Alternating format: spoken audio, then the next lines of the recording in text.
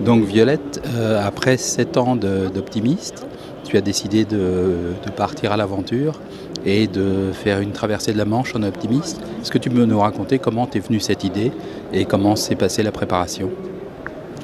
Alors en fait, j'ai fait 8 années d'optimiste en compétition où j'ai pu vraiment voyager partout, faire de très belles régates en Argentine, en Espagne, au Pays de Galles. Donc voilà, j'avais envie de clôturer un peu toutes ces années d'optimisme et finir cette belle aventure avec l'optimiste en réalisant quelque chose qui marque la fin pour finir en beauté. En fait, je me suis toujours dit, un jour quand je serai grande, je réaliserai quelque chose d'incroyable, je ferai un grand projet qui marquera ma vie. Et puis en fait, je me suis dit, mais pourquoi pas faire ça à mon âge et ça serait l'occasion de finir en beauté en fait, toutes ces années d'optimiste. C'est pour ça que j'ai pensé à traverser la Manche en optimiste, parce que c'était réalisable et parce que c'était incroyable, c'était un beau challenge, ça avait été encore jamais fait. Et donc c'est pour ça que j'en ai parlé tout d'abord à mon frère et puis après à mon père. Puis on est venu sur toutes ces idées-là. Puis après, petit à petit, on a monté une équipe avec mon sponsor, donc qui est Airplast, le seul fabricant d'optimistes en France. Et j'étais sponsorisée par lui depuis déjà 2 années. Donc avec lui, on a monté toute une équipe et on s'est préparé durant toute une année pour ce projet-là. Et donc le 25 mai, je suis partie de l'île de Wight jusqu'à Cherbourg en optimiste. D'accord. Et comment donc peux-tu nous parler de cette traversée? Qu'est-ce qui t'est arrivé? Est-ce que ça s'est passé parfaitement sur une mer calme? Alors c'était très bien organisé puisque j'avais tout d'abord un météorologue et un routeur qui m'a dit par quel cap commencer, quel jour il faut partir pour les conditions météo. Donc tout était très bien organisé et en fait ça s'est très bien passé. Donc je suis partie à 3 heures du matin de l'île de Wight. Donc dans la nuit, c'était génial. J'étais dans la nuit, j'éclairais les vagues avec ma petite lampe torche et je me guidais un peu avec la lune. Donc c'était génial. Et puis après, il y a eu tout le lever du soleil, pareil, c'était magnifique. Et c'est là où j'ai croisé le premier cargo. Et même avec les cargos, ça s'est très bien passé parce qu'on était très avertis sur le danger des cargos de se faire percuter. Finalement, à chaque fois, on n'a pris aucun risque. On est passé assez loin derrière et voilà. Donc la traversée de la Manche c'est vraiment très bien passé. Il y a eu des très bonnes conditions de vent. Il y avait 15 nœuds environ. Donc on a fait une moyenne de vitesse de 4 nœuds. Et puis il y avait des vagues, de la houle. Enfin, c'était vraiment génial. Et on m'a dit que ton père t'avait vraiment accompagné et appuyé dans cette aventure. Donc mon père, c'est un peu la base de ce projet-là, puisque c'est une des premières personnes avec qui j'en ai parlé. Donc il m'a dit oui direct. Il m'a dit je vais te suivre, je vais t'aider à monter ce projet. Et en fait tout le côté logistique, tout ce qui est matériel, toute cette partie-là, c'était assez compliqué de la gérer à mon âge parce que j'y connais rien et parce que j'avais pas de contact. Du coup, c'est pour ça que mon père m'a vraiment bien aidée pour tout ça et pour pouvoir me permettre de réaliser mes rêves, réaliser ce que je veux. Et il me semble qu'il t'appuie, mais qu'il ne prend pas la main il te laisse toute l'autonomie du projet. Oui, il fait très attention à ça.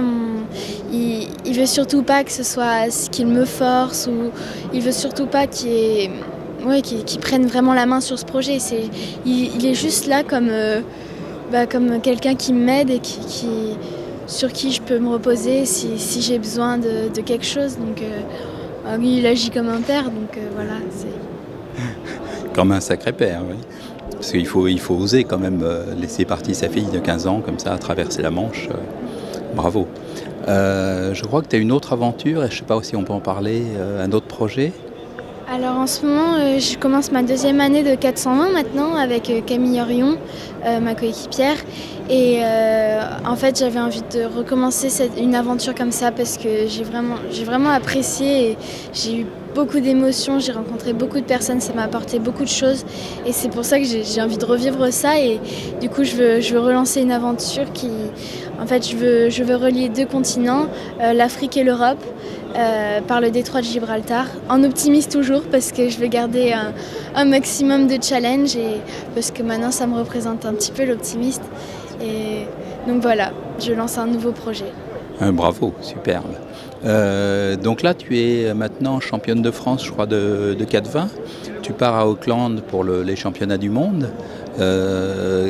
Comment tu vois ton avenir dans la carrière de la compétition ? Oui, donc je vais partir au championnat du monde. Je pars jeudi, là, donc le 8 décembre, pour aller en Nouvelle-Zélande et représenter la France. Donc comment est-ce que j'imagine mon avenir ? J'ai plein de rêves en tête. Il y a deux côtés. Un côté sportif où les JO me donnent envie, où toutes les grandes compétitions me donnent vraiment envie. Et pour l'instant, c'est plus ce que je vise avec ma coéquipière. Et une autre partie qui est un peu aventure et que je garde dans un petit coin de ma tête et qui est de faire des mini-transats, de faire Vendée Globe, pourquoi pas. Enfin, je sais pas trop encore pour le moment, mais j'ai plein de rêves et je compte bien en réaliser quelques-uns. Bravo, on te voit bien sur le Vendée Globe dans quelques années. Est-ce que tu as quelque chose à leur dire, un message à leur faire passer Un message à leur faire passer, ce serait tout d'abord vivre dans l'instant présent. C'est vraiment moi, c'est un peu un mode de vie que j'ai commencé je me suis toujours basée sur vivre l'instant présent et vivre les bons moments, et voilà. Et puis après, j'ai un deuxième petit message qui me représente aussi, c'est aussi vivre ses rêves. Et si un jour on a envie de faire un tour du monde, il faut se préparer et il faut y aller, quoi. Bravo. Et je crois que tu as aussi fait de la préparation mentale, de la sophrologie pour ça.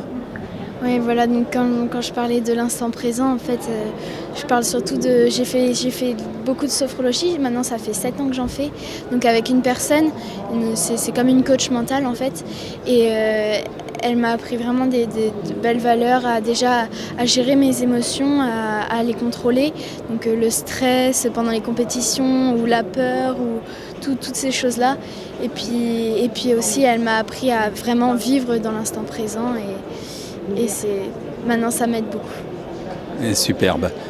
Tous les mordus vont te suivre tes aventures. On va regarder ce que tu fais à Auckland.